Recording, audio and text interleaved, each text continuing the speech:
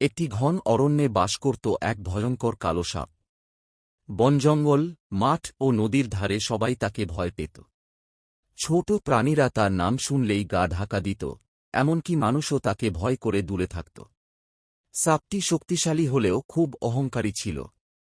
সে ভাবত, এই বনে তার সমকক্ষ আর কেউ নেই। একদিন বনে একটি বৃদ্ধ সন্ন্যাসী এলেন। তিনি নদীর ধারে বসে ধ্যান করতেন, প্রাণীদের ক্ষতি করতেন না। কিন্তু সাপটি প্রতিদিন সন্ন্যাসীর কাছে ফোঁস ফোঁস শব্দ করে ভয় দেখাত। সন্ন্যাসী একদিন শান্ত কণ্ঠে বললেন, বৎস, ভয় দেখিয়ে বা আক্রমণ করে তুমি কিছুই অর্জন করতে পারবে না।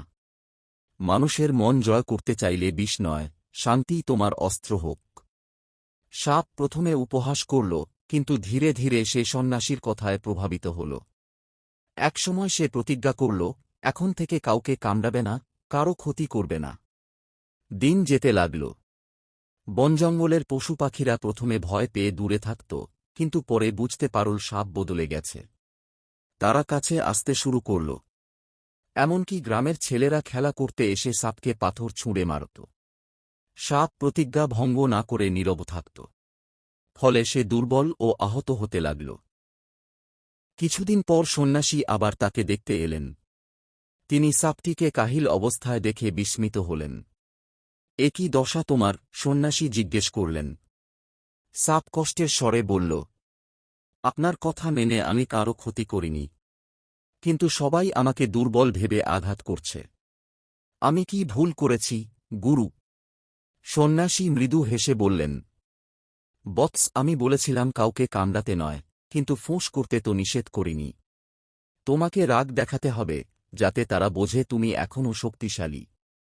সাপটি তখন বুঝল, শান্তি মানে দুর্বল হওয়া নয়। অন্যায় সহ্য না করে নিজেকে রক্ষা করতে জানা জরুরি। এরপর থেকে সে আর কাউকে কামড়াত না, কিন্তু প্রয়োজন হলে ভয় দেখিয়ে আত্মরক্ষা করত।